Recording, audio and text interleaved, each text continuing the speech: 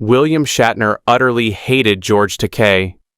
Now we know the reason why, and it started with a single, career-defining snub that destroyed a 50-year friendship before it even began.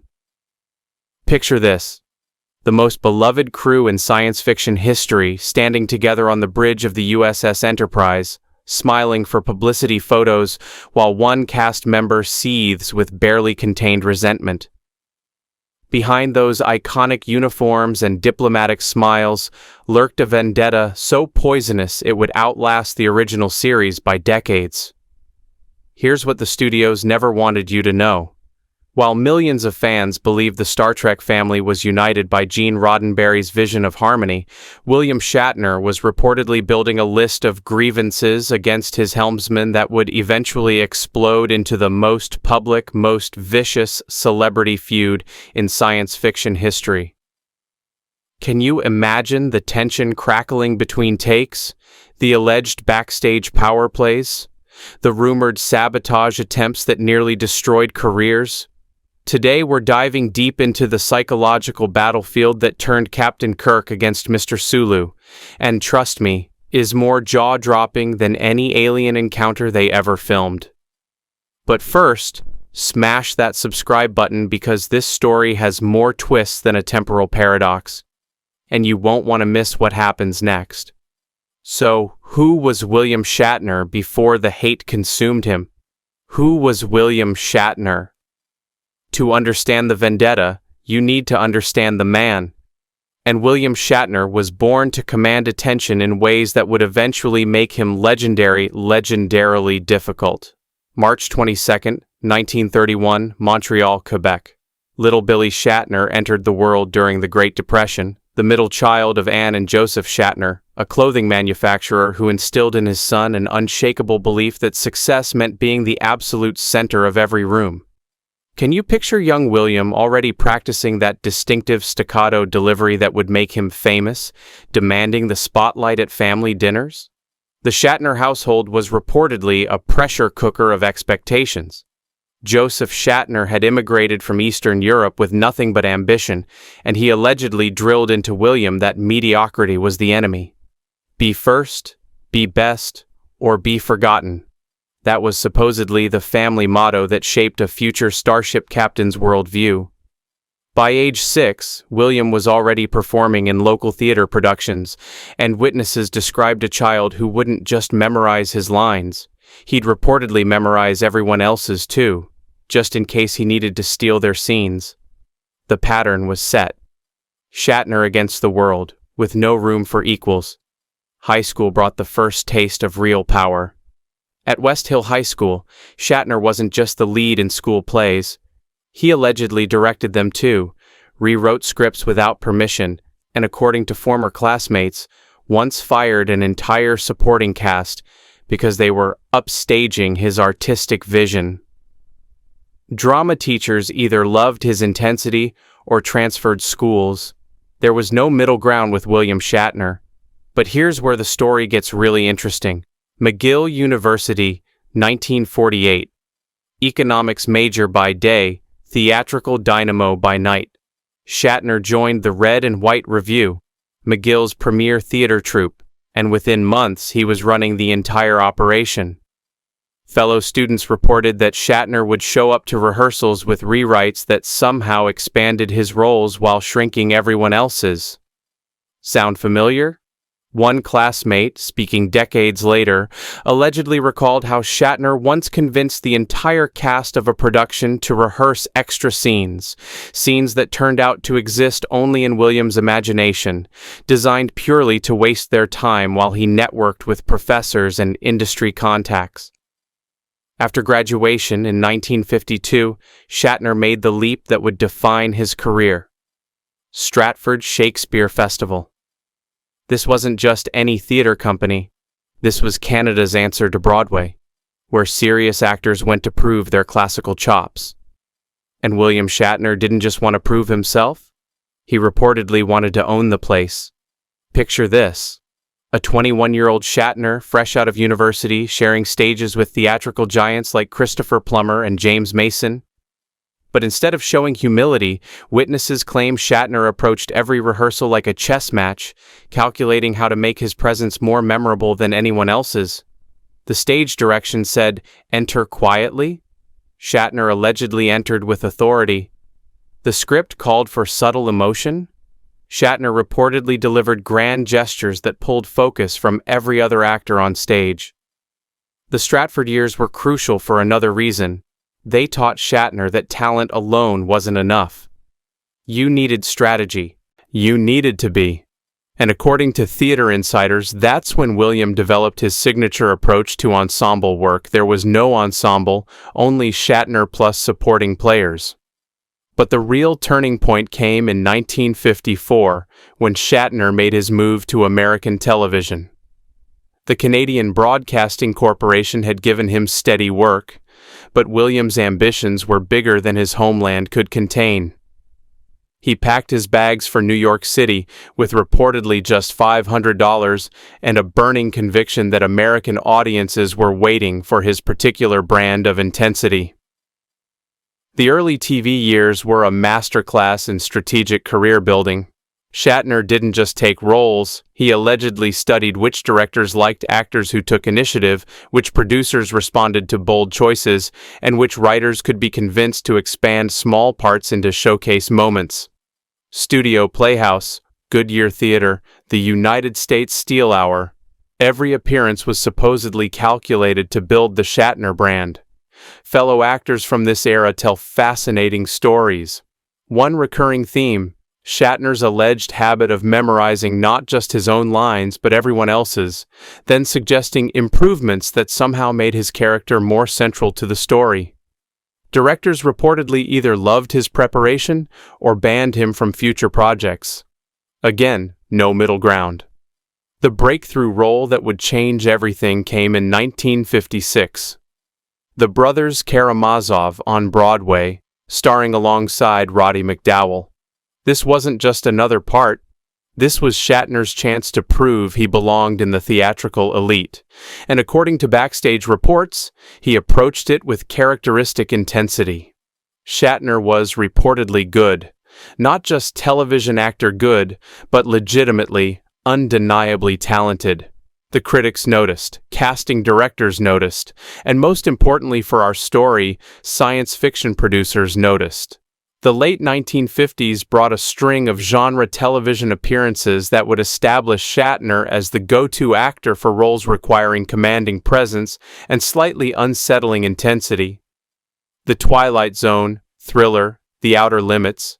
Each performance allegedly more memorable than the last, not just because of Shatner's talent, but because of his reported determination to be the most unforgettable element of every production. But television success brought its own challenges. The medium was still considered inferior to theater and film, and Shatner allegedly struggled with being typecast as the intense leading man in science fiction anthology shows.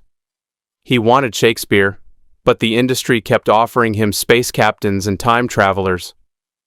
That frustration reportedly intensified when Shatner moved to Los Angeles in the early 1960s. Hollywood was supposed to be his conquest, his final validation as a serious actor. Instead, he found himself auditioning for the same types of roles, competing with younger actors who didn't carry his theatrical baggage, and discovering that his commanding presence could be seen as arrogance by West Coast producers who preferred collaborative team players. The personal life wasn't providing much stability either. Shatner's first marriage, to Gloria Rand in 1956, was reportedly strained by his career ambitions and alleged inability to share attention with anyone, even his own family. Friends described a man who brought the same controlling intensity to his personal relationships that he brought to his professional ones. By 1964, William Shatner was a successful television actor with a growing reputation for being difficult to work with. He had the talent, he had the presence, but he also had what industry insiders diplomatically called strong opinions about creative collaboration. Translation: he wanted to be the star of everything he touched. And then came the phone call that would change his life and set the stage for one of entertainment's most enduring feuds. Star Trek wasn't just another television pilot when it landed on Shatner's desk in 1965. This was Roddenberry's vision of an optimistic future where humanity had evolved beyond petty conflicts and worked together as a united species. The irony would become apparent later. The show about cooperation would reportedly become a battlefield for one man's need to dominate every scene. Shatner's audition for Captain Kirk was allegedly less an audition than a conquest. He didn't just read the lines. He reportedly reinvented them, adding pauses and emphases that made Kirk more dynamic, more central, more. The producers were sold immediately. But here's what would prove crucial for our story. Star Trek was designed as an ensemble show. Kirk was the captain, yes, but the Enterprise crew was supposed to function as a family, with each character contributing equally to the ship's mission. That collaborative vision would reportedly clash spectacularly with Shatner's alleged belief that every scene should orbit around his performance. The first season of Star Trek established the pattern that would define the next 50 years. Shatner wasn't just playing Captain Kirk. He was allegedly treating the entire production as his personal showcase, finding ways to insert himself into scenes that were written for other characters, and reportedly lobbying writers to expand Kirk's role in episodes that were meant to focus on other crew members. Cast members from that first season tell revealing stories. The most common theme: Shatner's supposed habit of standing just outside camera range during other actors' close-ups, not to support their performances, but to allegedly draw their focus away from the camera and toward him. Directors noticed. Fellow actors noticed. And, most importantly for our story, George Takei noticed. But that's getting ahead of ourselves. Before we dive into the feud that would consume both their careers, we need to understand what Shatner had become by the time he put on that gold command tunic. This wasn't just an actor who wanted to be the star. This was reportedly a man who couldn't psychologically function unless he was the undisputed center of attention in every situation. But beneath that captain's uniform and diplomatic smile, one name would reportedly become carved in poison ink across Shatner's heart: George Takei. Incident number 1, the publicity photo sabotage. 1967, Desilu Studios, the Star Trek soundstage during filming of Season 2. The cast was assembled for what should have been routine publicity photographs, the kind of wholesome ensemble shots that would sell the show's message of unity and cooperation. According to multiple witnesses, Shatner allegedly arrived late to the photo session, surveyed the setup where the cast had been arranged in a democratic circle, and immediately began repositioning everyone. But the most shocking move reportedly came when he noticed George Takei positioned prominently in the front row, clearly visible and professionally lit. "George, you're creating a shadow on Leonard's face. Why don't you step back here?" Shatner allegedly suggested, guiding Takei to a position that would render him nearly invisible in the final shots. The manipulation was so subtle that even the photographer didn't notice until they developed the film, and found an entire roll of publicity stills where George Takei had been essentially erased from Star Trek history. Incident number 2, the convention coup. 1976, 8 years after Star Trek's cancellation, the first major science fiction convention in Chicago. This was supposed to be the original cast's triumphant reunion, their chance to celebrate the show's growing cult following together as a family. Behind the scenes, however, Shatner had reportedly spent weeks lobbying convention organizers to restructure the entire event. Instead of the planned panel featuring all cast members equally, Shatner allegedly pushed for a format that positioned him as the captain of the reunion, with other actors serving as his supporting crew. The breaking point came when George Takei discovered that his allocated speaking time had been quietly reduced from 20 minutes to 5, with those 15 minutes transferred to Shatner's keynote address. When Takei reportedly confronted Shatner about the change, witnesses claim the response was ice-cold calculation. "Well, George, I am the captain. The fans come to see Kirk, not Sulu." The words allegedly hung in the air like a photon torpedo, destroying any pretense of ensemble equality. Incident number 3, the Star Trek V betrayal. 1989, pre-production of Star Trek V, The Final Frontier. This wasn't just another movie for William Shatner. This was his directorial debut, his chance to prove he could command a production as well as he commanded the Enterprise bridge. But according to cast members, Shatner allegedly used his director's power to settle old scores. George Takei's role as Sulu, originally written with several significant action sequences and character development moments, was reportedly systematically reduced during script revisions that somehow found more screen time for Kirk's personal journey. The most damaging cut, according to insider reports, was a scene where Sulu saves Kirk's life during the film's climax. Takei had reportedly spent weeks preparing for the sequence, working with stunt coordinators and rehearsing the complex choreography. But just days before filming, Shatner allegedly rewrote the scene to have Kirk save himself. When Takei privately questioned the change, Shatner's reported response was professionally devastating. "George, I'm trying to make a movie here, not a George Takei vanity project." The cast watched in allegedly stunned silence as their former colleague systematically dismantled Takei's contribution to the film. Incident number 4, the autobiography ambush. 2008, the publication of Shatner's autobiography Up Till Now. After decades of maintaining professional silence about their conflicts, fans expected this would be Shatner's chance to heal old wounds and acknowledge his former castmates' contributions to Star Trek's legacy.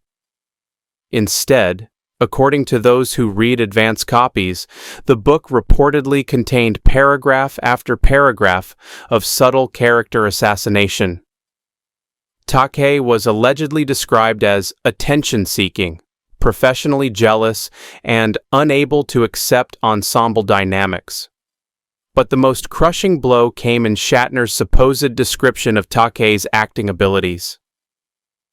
"George always seemed more interested in the spotlight than the craft," Shatner allegedly wrote, a line that industry insiders recognized as career poison for any actor trying to maintain relevance in Hollywood. When Takei responded publicly, calling the characterizations hurtful and untrue, Shatner's reaction was reportedly swift and merciless. He began what appeared to be a coordinated media campaign, giving interviews where he expressed sadness at Takei's inability to move past old grievances. Incident number 5, the wedding invitation. Snub. 2008, just months after the autobiography controversy, George Takei married his longtime partner Brad Altman in a ceremony that made international headlines as one of the first high-profile same-sex marriages following California's brief legalization period. This should have been a moment of celebration for the Star Trek family, a real-life example of the show's progressive values in action. Takei reportedly extended invitations to his former castmates, hoping to demonstrate that personal growth could transcend professional conflicts.